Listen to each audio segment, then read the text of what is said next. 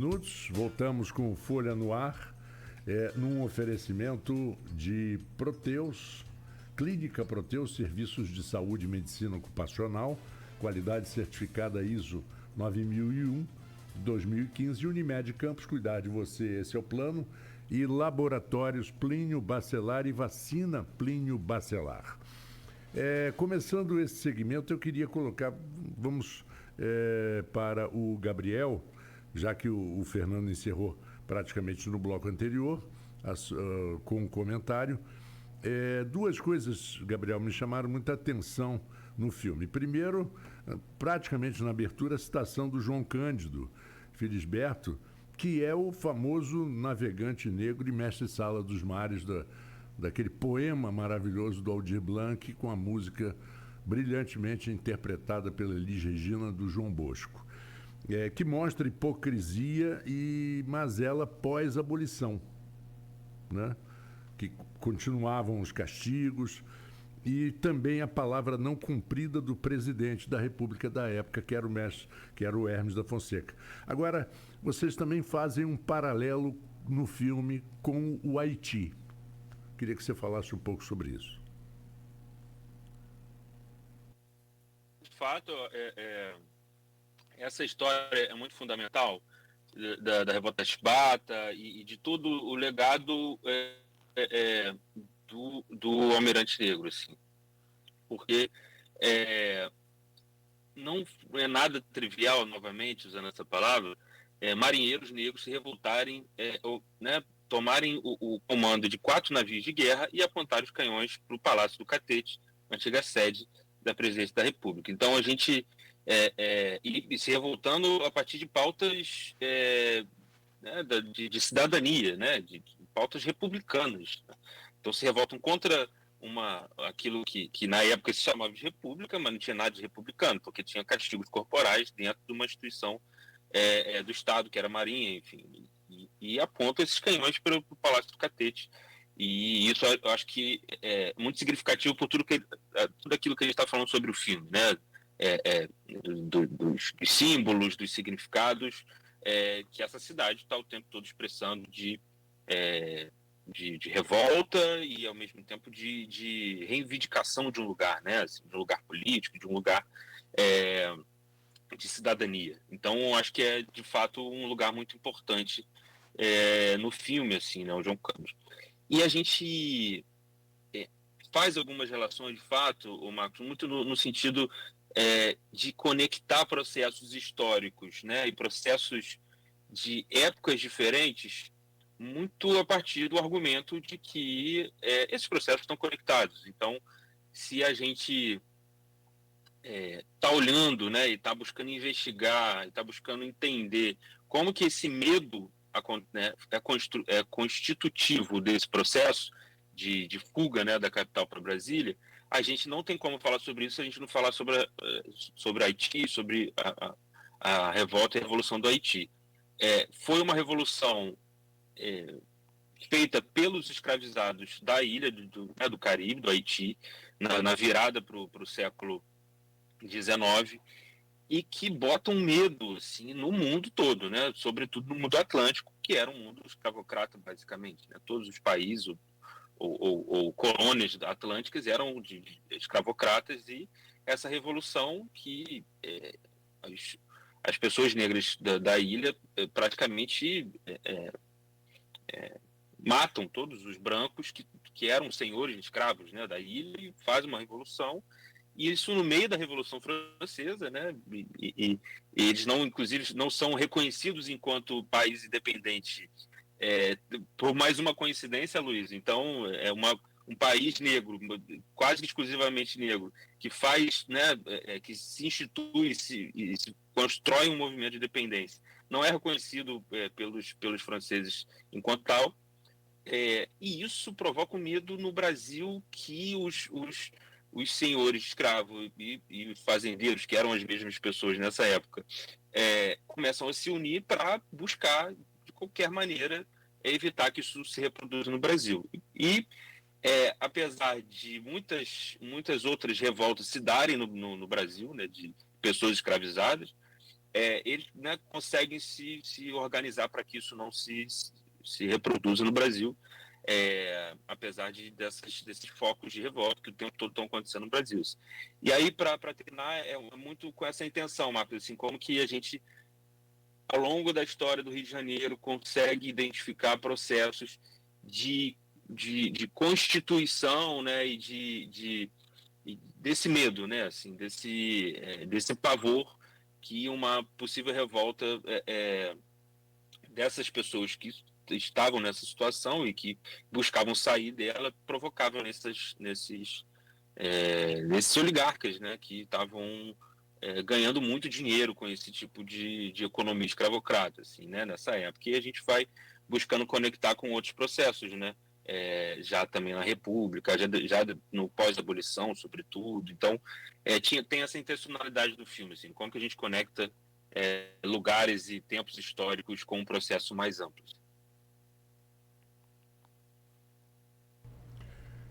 Aloysio? Eu acho que... Não, a minha dúvida é exatamente você atendeu. Desculpa, Marco, pode falar. Não, já falei. Eu disse que ele tirou totalmente a minha curiosidade, que eu estava exatamente curioso sobre esses dois aspectos. Fernando, quer responder a pergunta do Marco?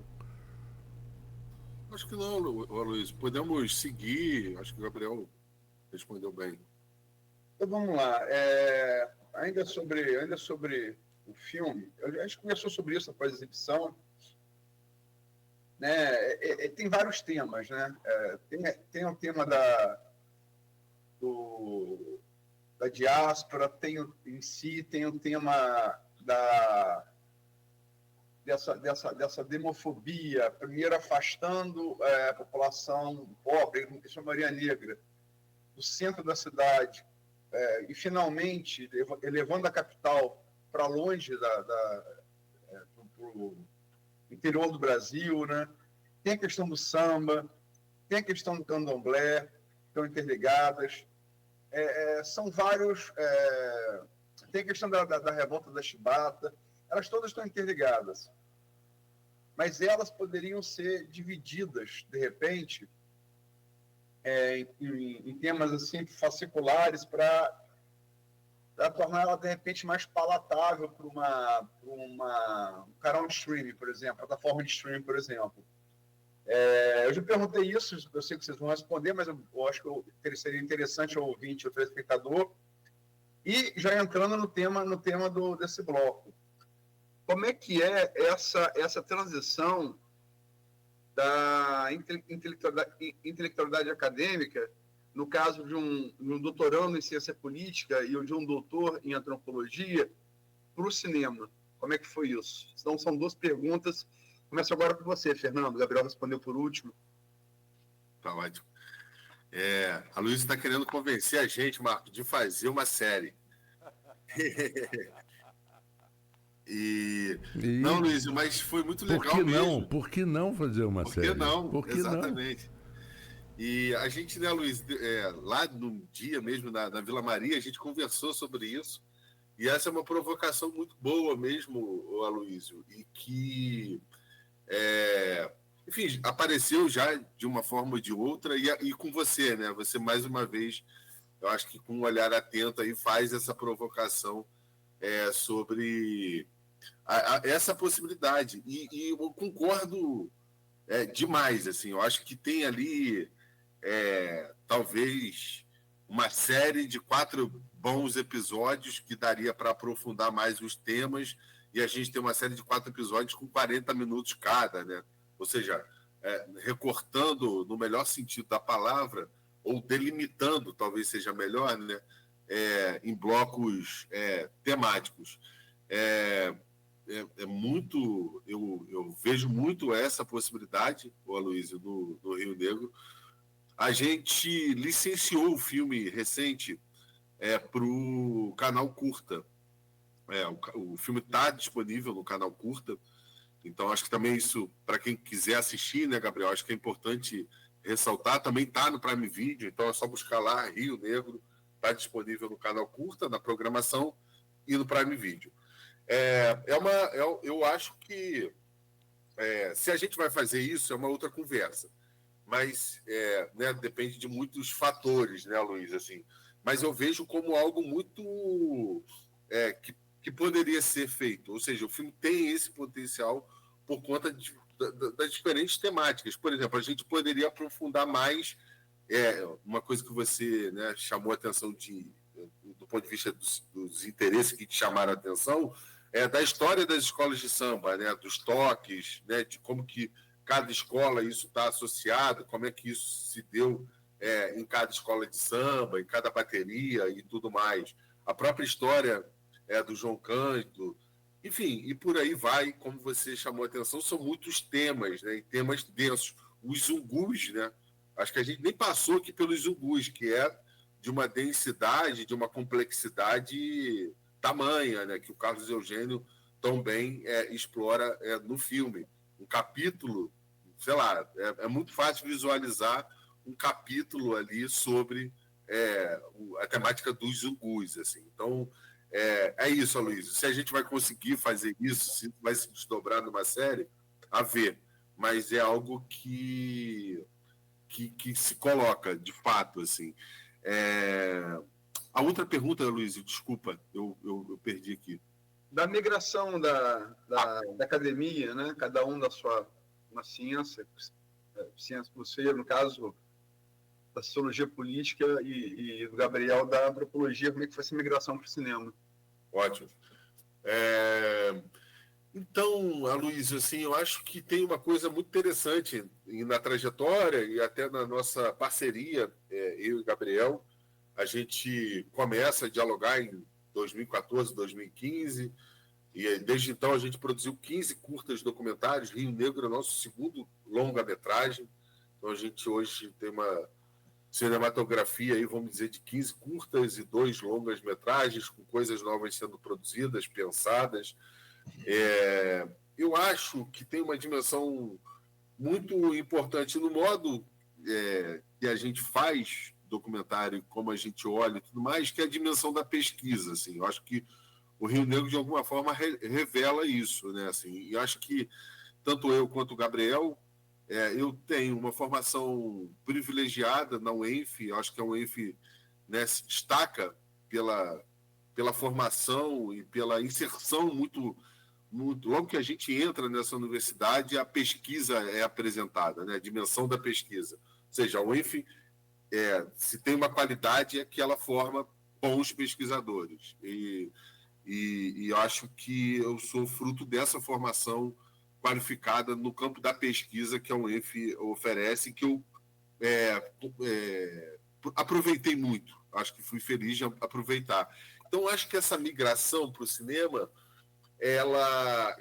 da modo como a gente tem feito essa produção, eu acho que tem muito esse olhar das ciências sociais, esse olhar do ponto de vista da abordagem, da perspectiva e mesmo das problemáticas que a gente busca tratar ao longo desses 15 curtas documentários e esses 2 longa-metragens. Assim. E uma transição que foi acontecendo, né? Assim, e aí os imponderáveis da vida, enfim, a vida se fazendo de forma talvez pouco linear, né? Assim, a gente tem muitas vidas numa vida só. Então, eu acho que esse encontro e essa troca com o Gabriel de parceria, né, que começa lá em 2014, vai conformando mesmo isso.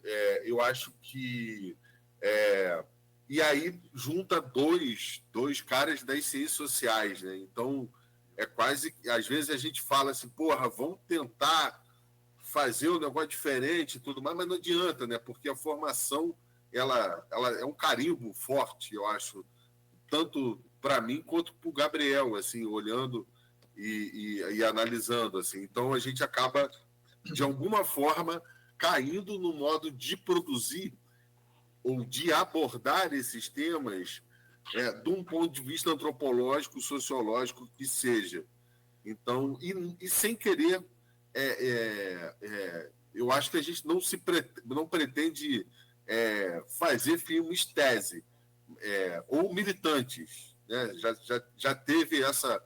né? Por exemplo, a gente fez um filme com mães e familiares vítimas da violência do Estado. Nossos Mortos Têm Voz. E aí muitos debates e tudo mais, mas é um filme militante. Tá, o que é um filme militante? Eu não sei o que é um filme militante. É um filme que busca abordar a dimensão da violência do Estado a partir do olhar das mães e familiares que tiveram seus filhos assassinados por agentes do Estado. Então, a gente só muda o foco da problemática, talvez, mas não quer dizer que seja um filme militante tão pouco neutro, né, Luiz? Como você chamou a atenção. Mas eu acho que esse olhar das ciências sociais, esse olhar, né, da antropologia, da sociologia, condiciona como a gente aborda esses temas de forma incontornável. Assim. Eu acho que é difícil da gente conseguir contornar essa nossa formação desse ponto de vista. Então, acho que é um pouco isso. Assim. E como se deu isso, né? Aí, né, a produção dos curtas, e, enfim, a coisa foi ganhando corpo e tudo mais, e a gente foi tocando e constituiu até a produtora que é a Quiprocó Filmes, assim. E é isso. Gabriel, vai lá, senão eu falo demais. Eu acho que talvez não tenha havido uma migração, não, Luiz. Eu acho que acho que o fazer filme, né? A forma da gente fazer filme, eu hoje interpreto, pode ser que talvez não olhasse dessa maneira antes e talvez mude de ideia, mas hoje eu acho que a gente é uma forma de fazer, de atuar, seja na antropologia, seja na sociologia, a partir de uma linguagem que conversa, né, que está próxima. Acho que tem muito a contribuir, inclusive para as ciências sociais. Assim, o cinema, ele será que a gente pode pensar no cinema como uma ciência humana também? Eu acredito que sim, porque é um exercício permanente de investigação de nós mesmos, né, de processos que nos constituem, de interrogações que se colocam, sobretudo dentro do gênero de documentário, né? Assim, o gênero é um gênero que permite a gente lidar com questões que a ficção, eu acho que se coloca de maneira diferente, né? E o documentário está o tempo todo olhando para, ou pelo menos construindo personagens que são as pessoas mesmas, né? Mas que estão olhando para a câmera e estão sendo, né? Tá havendo uma intermediação ali do diretor e da câmera, e eu acho que é uma forma de investigação também, é uma forma de questionamento, de inquirição, de tudo que eu acho que a pesquisa também faz. Talvez o cinema faça de uma outra maneira, assim. Por isso que eu estou brincando que talvez não tenha havido uma migração, mas uma inquietação de fazer ciências sociais de uma outra maneira, assim, também, né? Ou então fazer cinema a partir de instrumentos que as ciências sociais também conseguem entregar, assim, né? A gente sempre fica falando, né, entre nós, eu e o Fernando, de como que... E aí, obviamente, olhando para o nosso próprio umbigo aqui e puxando a brasa para a nossa sardinha. Mas acho que as ciências sociais possuem como característica uma formação que eu acho que nos dá instrumentos muito qualificados de investigação. Eu estou usando muito essa palavra de investigação, parece uma coisa meio policial, mas não é isso não. É uma coisa de se perguntar, acho que de inquietação, né? Inclusive, acho que um pouco o nome da produtora vem muito por esse caminho, assim, né? Que Procó não é à toa, assim, muito no sentido também de se questionar, né? Então, questionar processos ou olhar por um outro ponto de vista, e são instrumentos que a gente aprendeu na nossa formação, né? Então, por isso que acho que tem uma interface muito importante, assim. E aí eu acho que para também não falar demais e os ouvintes cansarem, né, da nossa voz, mas acho que tem uma questão profissional também, Luiz, assim, que que diz respeito à formação qualificada de profissionais, né, na área. A gente tem associações que, por exemplo, que reúnem pesquisadores do audiovisual, são profissionais que não aparecem, né, de fato, né, estão ali no processo de desenvolvimento dos projetos, estão fazendo as pesquisas, às vezes de conteúdo mesmo, né, trazendo as pesquisas acadêmicas para subsidiar o trabalho do diretor, ou mesmo os pesquisadores que estão trabalhando em busca de materiais audiovisuais, de materiais de imagem estática, né, de fotografias, de música. Então, são profissionais que muitas vezes são formados em ciências sociais, ou em história, ou áreas correlatas, né, dentro das ciências humanas, e que são muito fundamentais, novamente, sobretudo para o gênero documentário, mas não só, né? Na ficção também há os pesquisadores que contribuem demais, assim, para que o trabalho seja realizado com qualidade, assim. Então, há uma dimensão profissional que também não interpreto, não vejo como uma migração. São áreas que estão permanentemente integradas, assim. Há muitas pessoas, há muitos profissionais que trabalham como pesquisadores no cinema, isso não só aqui no Brasil. O cinema, a história do cinema se confunde também com esses pesquisadores que trazem os instrumentos de pesquisa, trazem os instrumentos de construção de questões, enfim, tudo que a pesquisa pode fornecer para a linguagem cinematográfica. Então, acaba que a gente faz também, muitas vezes, as pesquisas dos nossos próprios projetos, mas a gente, por exemplo, no Rio Negro, né, a gente conta com a Alessandra Schmidt, que é uma pesquisadora muito qualificada também, que nos trouxe, quem for assistir o filme, quem já assistiu, já percebeu que a gente teve um tempo grande de pesquisa de imagens, de arquivo, né? A gente tem muita imagem de arquivo, tem muita imagens que foi desse esforço, né? Foi desse trabalho profissional de alguém que está formado no campo, assim. Então, queria dizer também, apontando para esse caminho da formação, assim, eu acho que tem a formação das ciências sociais, da história, que são pessoas, né, profissionais que trabalham já no cinema, e acho que muitas vezes a gente olha pouco para essa formação acadêmica, né, ou de bacharelado, de licenciatura, ou formação técnica, muito voltado para a atuação mesmo no cinema, assim, né? Então, isso já acontece, mas como pesquisador não aparece lá na tela, né, tá lá nos créditos, mas muitas vezes a gente não entende esse trabalho que é muito importante para a produção de um filme, seja ele documentário ou ficção.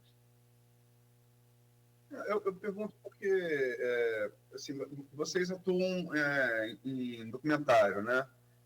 Se pegar ali os pais do documentário, tanto o Flaherty, americano, quanto o Bertov, o russo. O Bertov, a formação dele era em medicina.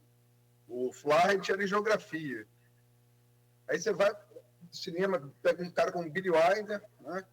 Cineasta fantástico, fugiu do nazismo na Áustria, tinha ascendência judia, era jornalista na Áustria, entrevistou até o Freud na Áustria, vira roteirista e depois vira diretor. E você tem essa geração dos anos 70 ali, 80, os cabeludos, né? Spielberg, Scorsese, Coppola, e já são caras formados no cinema. Eles vêm da academia com essa formação. E nos anos 90 você tem a versão de tudo isso com o Tarantino, que é um atendente de videolocadora que se torna cineasta. Então, é bem vasta a origem de grandes cineastas, né? Ela pode estar ou não ligada às ciências sociais e ao próprio cinema, né? E dentro desse escopo, eu acho que a gente podia, Marcos, se você quiser adiantar o próximo bloco, a importância de um curso de cinema para campus. Isso fez parte da eleição a reitor do ano passado, né? Está no programa vencedor da Rosana, que foi eleita reitora, a possibilidade, o Roberto Dutra, que professor do Fernando, ele tem cobrado muito isso, que é a UENF, eu vou voltar até não, que nunca teve. A UENF tem um curso de cinema que estava projetado lá em 93. O solar do colégio, que hoje funciona no arquivo público municipal, foi restaurado nesse sentido, e a coisa não aconteceu e está até hoje parada. Fernando, você quer falar sobre isso? E depois talvez o Gabriel. Maravilha, Luiz. Vamos lá. Então, Luiz, eu queria pontuar uma coisa muito importante, assim, eu acho que e aí saindo de uma particularidade, de uma questão pessoal, obviamente, primeiro que eu fiz a graduação em Ciências Sociais na UENF, como falei, eu acho que eu tive o prazer de viver um período de muita efervescência do movimento estudantil na universidade. Eu fiz Ciências Sociais entre 2005 e 2010. A UENF vinha do período logo em seguida da conquista da sua autonomia, né, administrativa, que foi um processo de luta bastante denso e extenso, vamos dizer assim, e faço parte de uma geração que lutou pelo restaurante universitário, pelo bandejão, como hoje a gente tem na universidade. Então, além do movimento estudantil, né, a gente lá fez o Arte Poese, dei aula no pré-vestibular comunitário e social da universidade, e depois, né, me formo em 2010, volto para o Rio, faço mestrado em Ciências Sociais na UERJ, e agora volto para o doutorado em Sociologia Política na UENF. E, Luiz, eu diria para você que eu voltei com duas motivações. Uma, para fazer o doutorado, obviamente, né, preciso me doutorar, e quero e pretendo fazer isso aqui nos próximos 4 anos. Mas uma outra coisa fundamental é justamente trazer ou contribuir com a retomada desse debate sobre a criação do curso de cinema na UENF. Eu não sou o único, eu tenho um outro colega da minha geração que trabalha com cinema das Ciências Sociais da UENF, mas sou um dos poucos que de fato, oriundo das Ciências Sociais da UENF, que trabalha e se dedica ao cinema, né? Assim, então, eu diria que retorno para a UENF muito por essas duas motivações. E, obviamente, isso tem a relação com uma relação de afetividade que criei com esse lugar, com o campus, com a região, né? De gostar de estar aqui, né? Não voltaria a viver aqui, em grande medida. Eu tenho passado, né, as semanas aqui, enfim, e ainda mediando isso com uma moradia no Rio, mas estou aqui semanalmente na UENF e tudo mais. Então, eu acho que essas são as duas grandes motivações. E eu acho que o curso de cinema na UENF, Aloysio, já entrando na dimensão do curso, saindo dessa questão mais pessoal, né, do ponto de vista das minhas motivações, eu acho que a UENF merece um curso de cinema e a região merece que a UENF oferte esse curso de cinema. Eu acho que retomar esse debate que originalmente foi colocado na fundação da universidade é fundamental para a região norte-noroeste fluminense e para tudo que a UENF representa também para regiões, parte, né, do Espírito Santo, de Minas. Né? Se a gente pensar a UENF, ela atrai estudantes de toda essa região, né, desde Minas, passando pelo Espírito Santo, pelo noroeste fluminense, pelas cidades do noroeste, pelas diferentes cidades do norte fluminense, mas do interior do estado como um todo, gente do Rio de Janeiro. Então, a UENF e campus hoje tem uma capitalidade importante do ponto de vista da atração para a formação de novos quadros. Não só a UENF, a UF também, obviamente, e outras universidades. Campos é uma cidade universitária. E por que um curso de cinema e por que retomar esse debate? Eu acho, Aloysio, que a região norte fluminense precisa pensar para além do petróleo, que é um recurso escasso e limitado, a gente sabe disso. E o cinema é uma indústria, mas não é uma indústria como a gente imagina, de fumacinha na chaminé.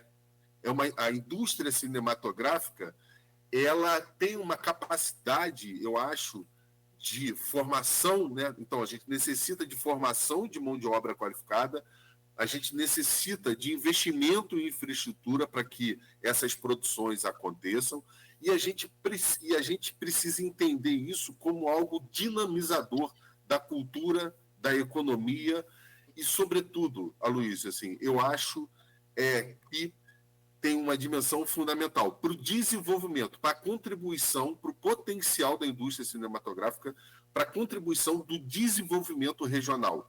Tá? E eu coloco aqui em paralelo mesmo a indústria do petróleo enquanto capacidade produtiva, se a gente acreditar que vale investir nisso. E precisa acreditar que investir na indústria cinematográfica, investir na indústria do audiovisual é algo que vai gerar, vamos dizer assim, divisas do ponto de vista da arrecadação de impostos, da circulação de recursos humanos e materiais na região norte-noroeste fluminense. Então, a retomada da ideia do curso de cinema, por exemplo, eu diria que com isso a UENF precisa se colocar como protagonista e a gente discutir o Cine São José, abandonado ali na 28 de março, e que eu tenho certeza, por exemplo, se a gente coloca o Cine São José, e eu tenho conversado isso com o Roberto, vamos colocar o Cine São José no projeto do curso de cinema da UENF. Vamos botar o processo de o que precisa para a UENF, né, precisa fazer uma desapropriação para o Estado e que a UENF passe a ser a gestora do Cine São José, e o Cine São José seja reativado, reformado, restaurado e ocupando um lugar, por exemplo, fundamental ali na região central de Campos, do ponto de vista da dinamização do comércio, como a gente estava falando, Marco, quando a gente tem uma escola, a gente tem a dinamização do comércio. Quando a gente tem um cinema, né, as pessoas vão para o cinema, elas saem do cinema, elas vão tomar uma cerveja, elas vão tomar um refrigerante, vão jantar, vão comer alguma coisa, vão pegar um Uber, vão pegar um táxi para voltar para casa. E aí, Aloysio, eu sei que eu estou me alongando um pouco, mas é um tema que me é caro, eu diria para você o seguinte: a gente precisa enfrentar um debate, e sobretudo considerando tudo que a cultura passou nos últimos anos, que investir em cultura não é deixar de investir em saúde e educação. Investimento em cultura é a possibilidade da gente gerar emprego, renda e desenvolvimento. E pensando Campos dos Goytacazes como um território criativo. Pensar Campos dos Goytacazes e o Norte-Noroeste Fluminense como um território criativo significa não só investir no curso de cinema, a gente sabe que tem uma efervescência importante na região do ponto de vista das possibilidades do seu patrimônio, da recuperação e da restauração do seu patrimônio e na geração também de capital simbólico e material que esse patrimônio em Campos pode gerar, os solares, enfim, só para ficar num exemplo, mas a gente poderia tratar de muitos outros exemplos. A próprio patrimônio cinematográfico, então eu estou falando, né, a gente tem o Cine São José, mas a gente tem acervos importantes na região que a gente pode trabalhar. A gente pode trabalhar essa história do ponto de vista cinematográfico, a gente pode trabalhar do ponto de vista, né, da sua interface com o curso de teatro que já existe aqui na região, a gente pode trabalhar os diferentes atores e atrizes que atuam em Campos. Campos tem uma efervescência teatral importante, inclusive, eu acho que vou destacar aqui, a gente tem atores e atrizes de proeminência nacional, como a Zezé Mota e o Tunico Pereira, né? Zezé Mota, campista, grande atriz, que esse ano completa 80 anos, que precisa ser reverenciada, inclusive, pela universidade. O Tunico Pereira, um dos maiores atores desse país. Então, o Campos tem uma efervescência muito grande desse ponto de vista, e eu acho que a arte, a cultura e esse território, vamos dizer assim, criativo que eu estou defendendo aqui, inclusive como contrapartida da indústria do petróleo. O que a gente faz com esses recursos do petróleo? Então, a UENF precisa ser ousada desse ponto de vista. A UENF é arrojada, é ousada, né? Não haveria outra possibilidade para essa universidade ser instalada, a não ser arrojada e ousada. E eu acho que seria uma grande ousadia, um gesto de muita generosidade com a região, trazer à baila de novo a criação do curso de cinema e assumindo o protagonismo, por exemplo, no caso do Cine São José, para ficar só num exemplo. E fechando, Aloysio e Marco, vocês sabem disso, Campos já chegou a ter 45 salas de cinema, né? Assim, então, a gente precisa, do ponto de vista dessa história, ter um curso que, inclusive, traga de volta esse debate, e não de forma nostálgica, mas olhando para o futuro. Não é olhar para o Cine São José de forma nostálgica e dizer, aqui já foi uma grande sala de cinema. Não, o que nós vamos... Qual é o projeto para o Cine São José para a gente dinamizar a economia, retomar o debate sobre o desenvolvimento do Norte Fluminense a partir das artes, a partir da indústria do audiovisual. Então, esse diálogo com o Roberto tem sido fundamental. A proposta do curso de cinema já está no plano de desenvolvimento institucional do CCH, e eu acho que a Rosana vai se sensibilizar, e espero que se sensibilize para a gente avançar com a criação desse curso, assim como o professor Geraldo Timóteo, do CCH. Acho que o Giovanni, lá da Casa Vila Maria, também, né, tem um papel importante enquanto diretoria de cultura, e a gente avançar nessa criação do curso de cinema. E, enfim, passar para o Gabriel, mas tem muita coisa para falar sobre isso, mas eu acho que é fundamental como alternativa à indústria do petróleo. Eu acho que é isso. As artes, a cultura, como gerador de emprego, renda e divisas para a região, eu acho que é algo fundamental para a gente superar também esse predomínio do petróleo na região. Vai lá, Gabriel. Bom, eu vou pedir ao Gabriel e ao Luísio também agora o espacinho de um break, e o Gabriel na volta conclui e continua no tema, ou como vocês quiserem abordar. Nós vamos a um pequeno intervalo e já voltamos com Folha no Ar. Pensou em energia solar? Pensou Eletricampos, que oferece soluções há mais de 9